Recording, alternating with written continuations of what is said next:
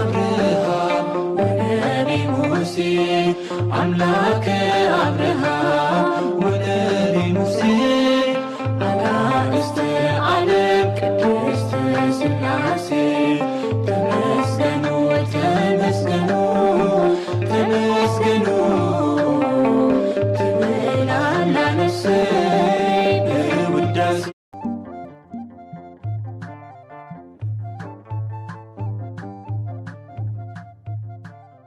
በስመ ሥላሴ በስመ አብ ወወልድ ወመንፈስ ቅዱስ አሐዱ አምላክ አሜን።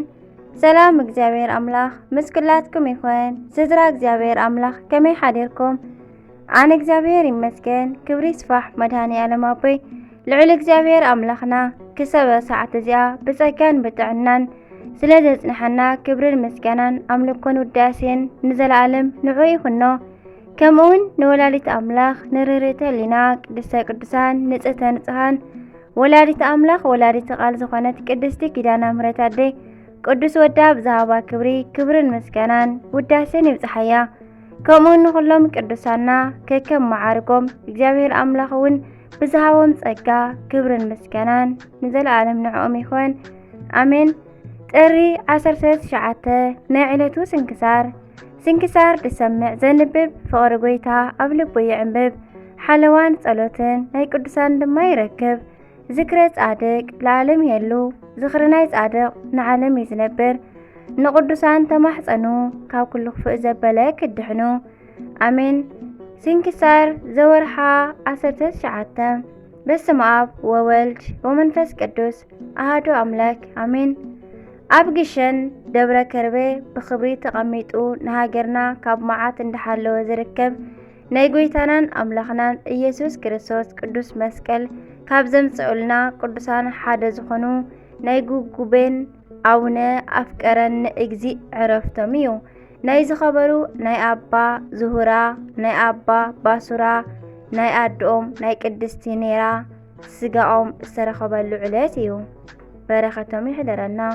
አባ ጽሕማ ካብ 9 ቅዱሳን ሓደ ዝኾኑ ዓብይ አቦ አባ ጽሕማ ጥሪ 16 ብሰማዕትነት ምስ ዓረፉ ጎይታና ድማ ካብ ሞት ኣተንሲእዎም ከሎ እዞም ቅዱሳን ግን እንደገና ክመውት ኢሎም ለሚኖም ብዝለማዓንቲ ጥሪ 19 ዓረፉ። እዞም ቅዱስ ድማ ንሃገርና ኢትዮጵያ ከም ፀሓይ ካብ ዘብርሁ ካብ 9 ቅዱሳን ሓደ እዮም። ሃገሮም አንጾኪያ እዩ። አቡነ ጽሕማ ዝተባሃለሉ ጭሕሞም ብጣዕሚ ነዊሕ ስለ ዝነበረ እዩ።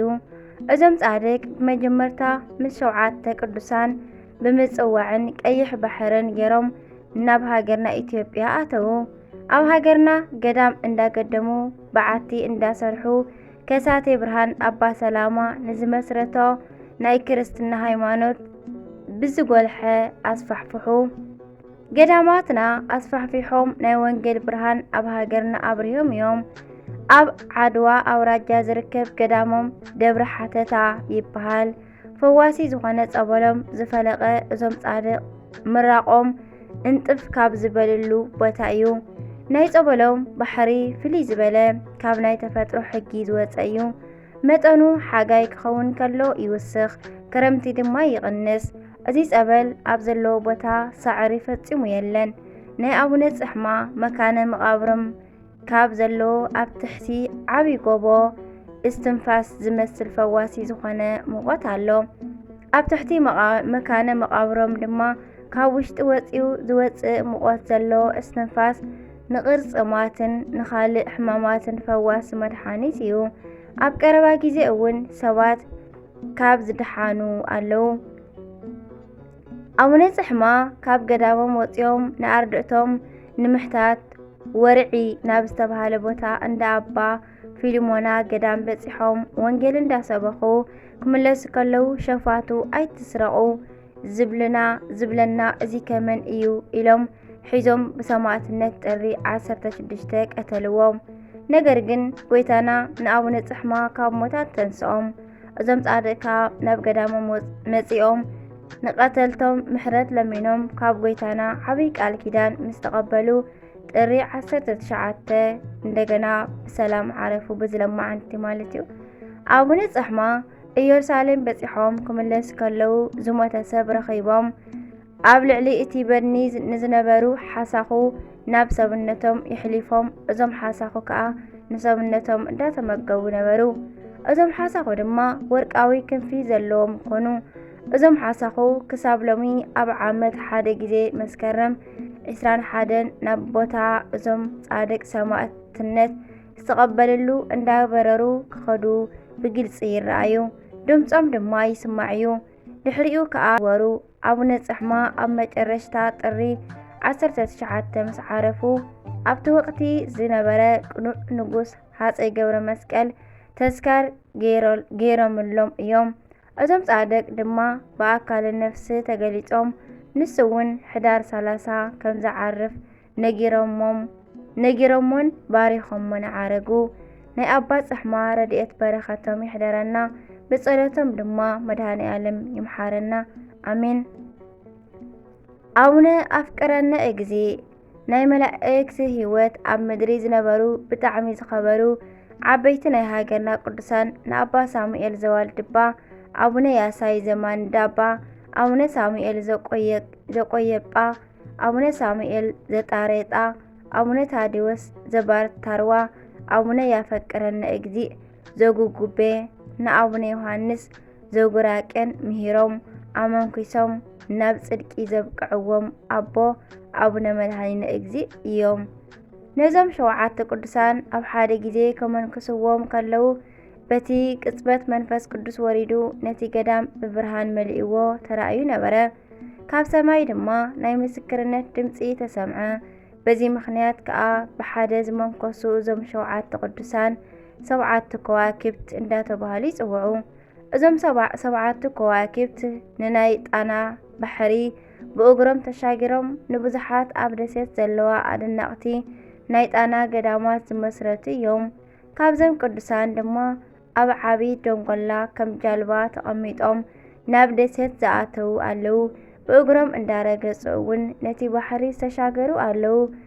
ኣብ ካልእ ቦታ ኣብ የብስ ወይ ከዓ ምድሪ ክጓዓዙ ከለዉ ድማ ንመጽሓፎም ኣብ ኣንበሳ ጽዒኖም ዝተጓዓዙ ኣለዉ። ኣቡነ መድኃኒነ እግዚእ ኣብ ደብረ ሊባኖስ ሓዲስ ሐዋርያ ናይ ኢትዮጵያ ብርሃን ብዝኾኑ ብኢድ ኣቡነ ተክለ ሃይማኖት ምንኩስና ምስ ተቐበሉ ንሶም ከዓ ብተራኦም ዝመሃርዎምን ዘመንኮስዎምን መነኮሳት ቁጽሮም ብዙሓት እዮም፣ ብውዕል ኣይፈልጡን። ኣቡነ ተክለ ሃይማኖት ድማ ንኣቡነ መድኃኒነ እግዚእ ስፍሪ ቁጽሪ ዘይብሎም ከዋክብቲ ቅዱሳን ብመንፈስ ቅዱስ ከም ዝወልዱ ትንቢት ተዛሪቦምሎም ነበሩ። ንናይ ተንቤን ኣቡነ ዓብየ እግዚእን ናይ ዞዝ ኣምባን ኣቡነ ኣብሳዲ ወሲኽካ ኣቦና መድኃኒነ እግዚእ ብርሃን ኮይኖም ብጣዕሚ ብዙሓት ቅዱሳን ዘፍረዩ ዓብይ ጻዲቅ ኣቦ እዮም። በዚ ምኽንያት ድማ ወላዲ ኣላፍ ቅዱሳን ይበሃሉ። ሃፀይ ዳዊት ኣብ ዘመኖም ጥምየት ስለዝተለዓለ ንናይ ደብረ ቢዘን ኣቡነ ፊልጶስ ካብ ገዳሞም ኣጸዊዖም እንታይ ክገብር ይሓሸኒ ኢሎም ኣመኸርዎም እሞ ኣቡነ ፊልጶስ ድማ ናይ ጎይታና መስቀል የምጽኡ ኢሎም መኸርዎም። ንጉስ ሃፀይ ዳዊት ከዓ ምስ ናይ ኢየሩሳሌም ምስ ናይ ቆስጠንጥንያን እስክንድርያን መንግስትታት ተጸሓሒፎም 10 ዓበይቲ ቅዱሳን መሪጾም ሒዞም ከይዶም ንመስቀል ጎይታና መስከረም ዕለት 10 ኣምፀእዎ። ብጽድቂ ስራሖም ተኣምራት ብምግባር ኣብቲ ወቕቲ ፍሉጣት ዝነበሩ ቅዱስ መስቀል ዘምጽኡን 10 ቅዱሳን እዚኦም እዮም። ናይ ደብረ ቢዘን ኣቡነ ፊልጶስ፣ ናይ ጣና ደሴት ኣቡነ ሂሩተ ኣምላክ፣ ናይ ጣና ደሴት ኣቡነ እንድርያስ፣ ኣቡነ በትረ ማርያም፣ ኣቡነ ዮሃንስ፣ ኣቡነ ታዲዎስ፣ ኣቡነ ያፈቅረነ እግዚእ፣ ኣቡነ ዘካርያስ፣ ኣቡነ ያሳይ፣ ኣቡነ ቶማስ እዮም። ኣቡነ ሳሙኤል ዘደብረዋሊ፣ ኣቡነ ያሳይን ያፈቅረነ እግዚእን እዞም 3 ቅዱሳን ናብ ጣና ሓቢሮም ምስ መጹ ሓቢሮም ንዝተወሰነ ግዜ ምስ ጸንሑን ኣቡነ ሳሙኤል ናብ ዘዋልድባ ክኸዱ ከለዉ ኣቡነ ያሳይ ናይ ማንዳባ ገዳም ኣቃንዑ። ኣቡነ ኣፈቅረነ እግዚእ ድማ ጎይታና ብዝኣዘዞም መሰረት ኣብ ውሽጢ ጣና ብስሞም ዝጽዋዕ ገዳም ኣቃንዑ። ኣቡነ ያፈቅረነ እግዚእ ኣፍቅረን እግዚእ እንዳተባሃሉ ከዓ ይጽውዑ። እዚ ድማ ጎይታ ኣምላኽ ፈተወና ማለት እዩ። ትውልዶም ትግራይ ኣክሱም ክኸውን ከሎ ኣቦኦም ገብረ ኢየሱስ ኣዲኦም ድማ ኣፎምያ ዝተባሃሉ ቅኑዓት ክርስቲያን እዮም። ልደቶም ሓምለ 19 እዩ። ኣቡነ ያፈቅረኒ እግዚእ ብገዳማዊ ህይወቶም ብጣዕሚ ይፍለጡ። ኣብ ዘመን ንጉስ ኣምደ ጽዮን ዝነበሩ ክኾኑ ከለዉ ደራስን ፈላስፋን እዮም። ነዞም ጻድቅ ኣብ ውሽጢ ደራፍ ፎገራ ኣደናቂ ገድሊ ኣለዎም። ካብ ደራፍ ፎገራ ተላዒሎም ብጣና ገይሮም ንደቂ ፍላሾችን ቅማንቶችን ብዝግባእ ብምምሃርን ብምጥማቕን ብዙሕ ሓዋርያዊ ኣገልግሎት ፈጺሞም እዮም። እዞም ጻድቅ ኣብ ጉብዝናኦም ናብ ባሕሪ ጣና ከይዶም መሓምላ፣ ምጽሌና፣ ኣይፋር ኣብ ዝበሃላ ቦታታት ወንጌል ምስ መሃሩ ናብ ትግራይ መጺኦም ገዳሞም መስሪቶም ዓረፉ። ምስ ጎይታና ሓቢሮም ማሕበር ዝሰተዩ 3000 ቅዱሳን ኣክሱም ኣከባቢ ኣብ ዘለዎ ኣብ ናይ ኣቡነ ያፈቅረኒ እግዚእ ገዳም ይኽበሩ።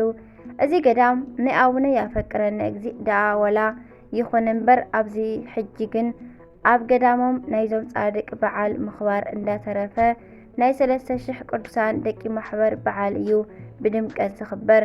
ኣብ ውሽጢ እዚ ገዳም ናይ ኣቡነ ያፈቅረኒ እግዚእ ቤተ መቕደስ ንበይኑ ናይ 3000 ጻድቃን ደቂ ማሕበር ቤተ መቕደስ ንበይኑ ይርከብ። ናይ ኣቡነ ያፈቅረኒ እግዚእ ረድኤት በረኸቶም ይሕደረና፣ ብጸሎቶም ድማ መድኃኔ ዓለም ክርስቶስ ይምሓረና ኣሜን። ዝኸበሩ ቅዱሳን ኣባ ዝሑራ፣ ኣባ ባሱራ ኣዲኦም ቅድስቲ ነይራ። እዞም ቅዱሳን ፍጹም ተጋደልቲ ዝኾኑ ጣዖት ኣብ ዘምልኹሉ ኣብ ክፉእ ዘመን ሳብሳ ካብ ዝበሃል ሃገር ዝተረኽቡ ዓበይቲ ሰማዕታት እዮም። ብሰማዕትነት ምስ ሞቱ ድማ ስጋኦም ኣብ ሃገረ ሳብሳ ኣብ ውሽጢ ቤተ ክርስቲያን ይነብር ነበረ። ድሕሪ ዘመነ ሰማዕታት 947 ዓመት ናይ ኣፍርንጊ ሰራዊት ንግብፂ ወረርዋ፣ ከተማን ኣከባቢኣን ከዓ ተቆጻጸርዎ። ናይ ኮሞል ንጉስ ናይ ግብፂ ንጉስ ንኣፍሪንግያውያን ምታን ክዋግኦም ሰራዊቱ ኣከበ። ሰራዊቱ ከዓ ኣብ ግብፂ ንዘለዋ ኣብያተ ክርስቲያናት ከፍርሱ ከለዉ ንናይ ቅዱሳን ናይ ኣባ ዝሑራ፣ ናይ ኣባ ባሱራን ናይ ኣዲኦም ናይ ኔራን ዓጽሞም ዘለዎ ቤተ ክርስቲያን ከኣፍረስዎ። ሓደ ካብቶም ሰራዊት ድማ ናይዞም ቅዱሳን ስጋ ዘለዎ ሳጽን ወሰዶ። ኣብ ውሽጡ ድማ ዝሕጐሰሉ ገንዘብ ናይዚ ዓለም ክረክብ ሓሲቡ ምስ ገፈቶ ካብ ዕንቂ ዝኸበረ ናይዞም ቅዱሳን ስጋኦም ረኸበ። ንሱ ግን ንኽብሮም ስለ ዘይፈለጠ ኣብቲ መንደቕ ቤተ ክርስቲያን ንስጋኦም በቲኑ ነቲ ሳጽን ወሲዱ ሸጦ። ምሕረቱ ዝበዝሐ ልዑል እግዚኣብሔር ድማ እዚ ክሱ ወተሃደር ናብ ኣፍርንጊ ሰራዊት ክሳብ ዝበጽሕ ተዓጊሱ ኩናት ምስ ገጠሙ እቲ ወተሃደር ቅድሚ ኩሉ ንሱ ተቐተለ፣ ርእሱ ድማ ብሴፍ ተቖርጸ። መሓዙቱ ከዓ ነዚ ምስክር ኮይኖም ናብ ሃገሮም ምስ ተመልሱ ንኽብሪ እግዚኣብሔር ተዛረቡ። ናይዞም ቅዱሳን ስጋኦም ድማ በቲ ክፉእ ሰብ ምስ ተበተነ ሓንቲ ሰበይቲ ቀሺ ዝኾነት ቅንዕቲ ሰበይቲ ቆይማ ትምልከት ስለ ዝነበረት ወሲዳ ብነጸላኣ ጠቕለለቶ እሞ ንስላም ካብ መፍራሕ ዝተላዕለ ድማ ኣብ ውሽጢ መኣዝን ናይቲ ቤተ ክርስቲያን ኣንበረቶም። ብነጸላኣ ጠቕሊላ ድማ ብጡብ ሸፈነቶም። በቲ ጡብ ተሸፊኖም ካብታ ውሽጢ መኣዝን 20 ዓመት ነበሩ። ካብ ብዝሒ መዓልታት ዝተላዕለ ከዓ እታ ሰበይቲ ወሬኦም ረሳዓቶ። እግዚኣብሔር ድማ ምእንቲ ጥቕሚ ወገናት ኢሉ ክገልጾም ምስ ፈተነ ኣብ ቅድሚ እታ ሰበይቲ ካልኦት ሰባት ዘከርዎም። ንሳ ከዓ እቲ ግዜ ዘከረቶ እሞ ንኹሎም ካህናትን ምእመናንን ተዛረበት። እቲ ቦታ ኣረኣየቶም። እቶም ካህናት ድማ ኣቶም ናይዞም ቅዱሳን ስጋ ብኽብሪ ኣልዒሎም ኣብ ዝጸበቐ ሳጽን ገይሮም ኣብ ውሽጣ አንበርዎም። በዛ ዕለት ጥሪ 19 ድማ በዓሎም ገበረሎም። ኩሉ ግዜ ድማ ንባዕሎም በዛ ዕለት የኽብሩ። ካብ ኣዕጽምቶም ከዓ ብዙሓት ድንቂ ዝኾኑ ተኣምራት ተፈጺሞም ተረኣዩ።